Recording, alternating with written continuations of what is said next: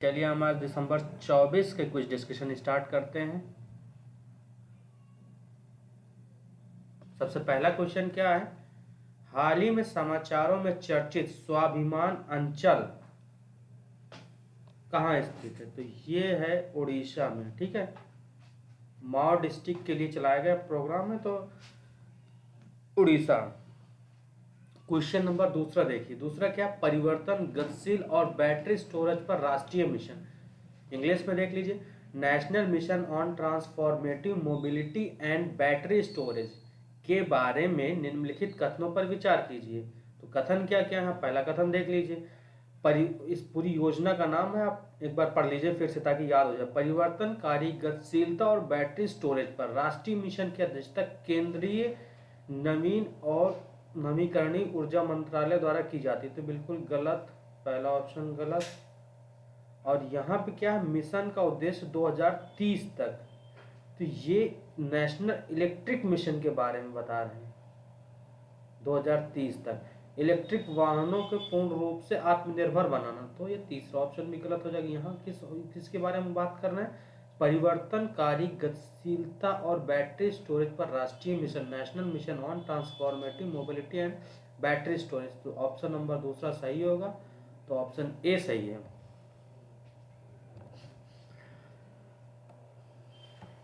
देखिए अब अगला तीसरा क्वेश्चन देख लीजिए, तुर्की की सीमा से संलग्न जल निकाय कौन कौन से हैं? ठीक है, तो आप एक कैस्पियन सी के, आपको पता होना चाहिए कैस्पियन सी के चारों तरफ कौन से लगते हैं, तो उसको कोड होता है कितार करके। ठीक है, आर से रशिया, ए से अजरबैजान, ठीक है, इससे तुर्कमेनिस्तान, ईरान, कजाकिस्तान। तो ये हो गया, इसमें क्या है? तुर्की नहीं आती, तो चौथा ऑप्शन तो नहीं होगा टर्की। तो ए और बी आप कट कर दें, तो पहला दूसरा तीसरा, पहला तीसरा हो जाता है। दूसरे में आपको एजियन सी आपने तो सुना ही होगा टर्की के पास है, तो ऑप्शन नंबर सी सही हो जाएगा। क्वेश्चन नंबर चौथा देखिए, निम्नलिखित कथनों पर विचार कीजिए। अब कौन कौन से कथन है पढ़िए। प्रतिस्थापन प्रजनन स्तर, आपको पढ़ने में इंग्लिश में दिक्कत हो सकती है। प्रतिस्थापन प्रजनन स्तर प्रजनन क्षमता का वह स्तर है जिस पर एक आबादी स्वयं को एक पीढ़ी से दूसरी पीढ़ी प्रतिस्थापित कर देती। तो बिल्कुल से प्रतिस्थापन प्रजनन स्तर का मतलब क्या? कि प्रजनन दर इतनी होनी चाहिए, ठीक है, ताकि जो अभी की हाल फिलहाल, जैसे मान लीजिए 2 करोड़ जनसंख्या है, तो ये फिर कुछ सालों बाद जब जनगणना हो तो 2 ही करोड़ रहे, तो इसको कहते हैं प्रतिस्थापन प्रजनन दर। तो जो इंडिया के लिए क्या मानी जाती है? 2.1। ठीक है, जब कोई प्रतिस्थापन प्रजनन स्तर को हैरत कर लेता है तो उसकी जनसंख्या वृद्धि शून्य हो जाती। तो गलत, यहाँ पे क्या है? 2.1 उसकी जनसंख्या वृद्धि दर होनी चाहिए, तब वो प्रजनन प्रतिस्थापन स्तर को प्राप्त करता है। तो दूसरा ऑप्शन हो जाए गलत, पहला सही, ऑप्शन नंबर ए सही है। क्वेश्चन नंबर 5वां देखिए, निम्नलिखित कथनों पर विचार कीजिए। अब कथन क्या क्या है? National intelligence grid, net grid, आसूचना और जांच एजेंसी के बीच एक कड़ी ग्रुप में कार्य करता है। बिल्कुल सही है, 2009 में स्टार्ट किया गया था और विभिन्न एजेंसियों को अगर कोई भी डाटा चाहिए होता तो इससे ले लेते, तो पहला ऑप्शन हो जाएगा सही। अब एनसीआरबी एफआईआर और चोरी हुए वाहनों का एक ऑनलाइन डेटाबेस है। बिल्कुल सही, एनसीआरबी में क्या क्या रहता है? एफआईआर की सब कुछ डाटा रहता है और उसके साथ साथ में चोरी हुए वाहनों की भी डाटा रहता है। दूसरा ऑप्शन भी सही हो जाएगा। अब तीसरा देखिए, एनसीआरपी इसको राष्ट्रीय अपराध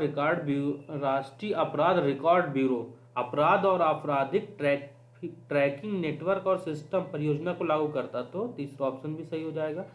तो ऑप्शन नंबर कौन सा सही है? डी। चलिए क्वेश्चन नंबर 6वां देखिए, ये इंपॉर्टेंट क्वेश्चन है, राष्ट्रीय स्थायी समितियों के बारे में। तो बिल्कुल सही, स्थायी समितियों के बारे में निम्नलिखित कथनों पर विचार कीजिए। तो स्थायी समितियां क्या? इनका कार्यकाल निश्चित होता है, कार्यकाल कितना होता है? 1 वर्ष का होता है। ठीक है, तो उनके बारे में अब ऑप्शन पढ़िए क्या क्या है। स्थायी समितियां न केवल विभिन्न विभागों और कार्यों का परीक्षण करती बल्कि उनके बजट का भी। तो बिल्कुल सही है, स्थायी समितियां कितनी तरह की होती हैं? एक तो 3 वो आर्थिक समितियां होती है, जिसे लोक लेखा समिति, एक आकलन समिति, और पीएसयूज के लिए एक समिति, स्थायी समिति होती है, इसके बाद विभागीय समितियां होती हैं। तो बजट के तो पहला तो सही हो जाएगा, पहले तो सभी में दिया, देखना भी नहीं अगर आपको नहीं पता तो। लोक लेखा समिति स्थायी समिति का एक उदाहरण, बिल्कुल सही, जैसे हमने देख लिया, पहले ही बात कर ली, तो दूसरा सही हो जाएगा। दूसरा तो यहाँ पे नहीं है और दूसरा यहाँ नहीं है, तो यहाँ पे तीसरे पे आपको ध्यान देना। तो क्या दोनों सदनों में स्थायी समितियों के सदस्यों का चयन होता, तो आप ध्यान रखिएगा जो आकलन समिति, एस्टिमेट समिति है, इसमें से क्या होता है कि दोनों सदनों से नहीं चयन होता सदस्यों का, इसमें से सिर्फ और सिर्फ लोकसभा के सदस्य होते हैं। तो तीसरा ऑप्शन आप गलत करेंगे तो आपको सही विकल्प नंबर सी मिल जाएगा।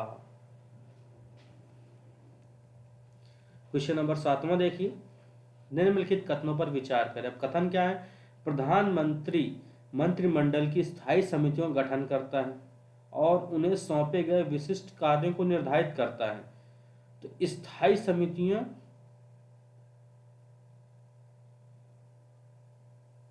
तो यहाँ पे क्या है, कैबिनेट कमेटी की बात की गई, ना कि संसदीय समितियों की। तो यह ध्यान रखिए, प्रधानमंत्री मंत्रिमंडल की, तो ये अगर आप ध्यान से भूल गए तो आप कंफ्यूज हो सकते हैं। तो पहला तो सही हो जाएगा। अब ये मंत्रिमंडल की समिति में संसद का कोई रोल नहीं होता, यहाँ प्रधानमंत्री निर्धारित करता, तो दूसरा ऑप्शन हो जाएगा गलत, पहला सही।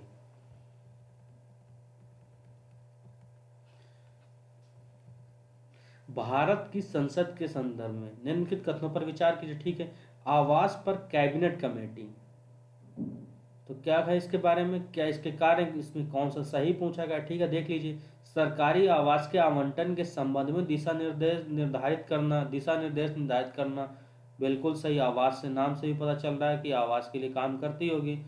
गैर पात्र व्यक्तियों संगठनों को सरकारी आवास आवंटित करने का आह्वान करना या करता है, तो दूसरा भी सही है। मौजूदा केंद्र सरकार के कार्यालयों को राजधानी के बाहर के स्थानों में स्थानांतरित करने के प्रस्तावों पर विचार करना, तो ये भी तीसरा भी सही है। तो इसके क्या हो जाएंगे, पहला, दूसरा, तीसरा, तीनों ऑप्शन सही, तो option number D. Question number 9 देखिए, अब क्या लिखा हुआ है, भारत की संसद के संदर्भ में, संसद के बारे में हमें ध्यान देना है। क्या है भाई, निम्नलिखित में से कौन सी कैबिनेट समिति केंद्र राज्य संबंधों संबंधित समस्याओं का समाधान, तो ध्यान रखिए, केंद्र राज्य संबंधित समस्याओं का समाधान करती, आर्थिक और राजनीतिक मुद्दों की जांच करती, जिनके द्वारा व्यापक परिप्रेक्ष्य की आवश्यकता होती, जिनके लिए व्यापक परिप्रेक्ष्य की आवश्यकता होती, लेकिन आंतरिक या बाहरी सुरक्षा निहितार्थ नहीं होता। तो यहाँ पे ध्यान रखिए कि तो विदेश या जो सुरक्षा समिति है उसके तो कोई काम नहीं होता, बाहरी सुरक्षा वाले का निहितार्थ नहीं, तो सुरक्षा समिति तो आप कट कर दीजिए। आर्थिक मामलों की समिति के आर्थिक विकास के बारे में ध्यान देती, तो आर्थिक ये भी नहीं होगा। संसदीय मामलों की समिति संसद के बारे में मैक्सिमम ध्यान देती है। यहाँ पे क्या दिया है, केंद्र और राज्य के संबंध का, तो ऑप्शन नंबर सी हो जाएगा। क्वेश्चन नंबर 10वां देखिए, लोक अदालत के बारे में निम्नलिखित कथनों पर विचार करें और नीचे दिए गए कोड का उपयोग करके सही उत्तर चुनें। तो सही उत्तर चुनना है, तो क्या क्या है, पहला ध्यान से पढ़िए, राष्ट्रीय मतलब नालसा, राष्ट्रीय कानूनी सेवा प्राधिकरण अन्य कानूनी सेवा संस्थाओं के साथ लोक अदालत का संचालन करता, तो बिल्कुल सही, नालसा एक्ट या नालसा के द्वारा इसमें लोक अदालतों का संचालन किया जाता है। तो लोक अदालत की एक वैधानिक, तो बिल्कुल सही, लोक अदालत नालसा एक्ट के तहत ही लोक अदालत बनाई गई, तो वैधानिक निकाय है, दूसरा भी सही हो जाएगा। यह एक ऐसा मंच है जहां वाद विवाद, मुकदमे या पूर्व मुकदमेबाजी के चरण में लंबित मामलों का सौहार्दपूर्वक निपटारा होता है, तीसरा ऑप्शन सही हो जाएगा। अब यहाँ पे क्या देखिए, चौथा क्या, लोक अदालत के मामले पर दायर करने पर कोई अदालत शुल्क नहीं दे होता, ये भी सही है। आपको लग सकता है कि कुछ ना कुछ तो देना पड़ेगा, मगर इसका मेन उद्देश्य ये है कि गरीब सब लोगों को न्याय मिले और लोगों को न्याय के लिए ज़्यादा परेशान ना होना पड़े। तो चार उपरोक्त मतलब सभी सही हैं, तो उपरोक्त सभी सही हैं। क्वेश्चन नंबर 11वां देखिए, निम्नलिखित प्राधिकरणों के में से कौन सा निर्णय कानूनी रूप से बाध्यकारी, ध्यान रखिए, लेकिन अपील के अधीन है। ठीक है, तो आपने हर बार सुना कि लोक अदालत का निर्णय क्या है, बाध्यकारी है और इसके निर्णय के प्रति अपील नहीं की जा सकती, तो दूसरा ऑप्शन गलत हो जाएगा।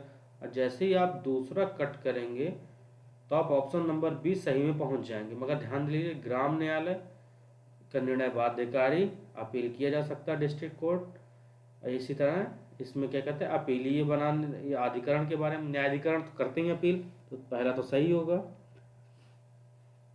क्वेश्चन नंबर 12वां देखिए, स्कीम योजना के बारे में। पूर्व शिक्षण योजना की मान्यता का उल्लेख कभी कभी खबरों में किया जाता है, ठीक है।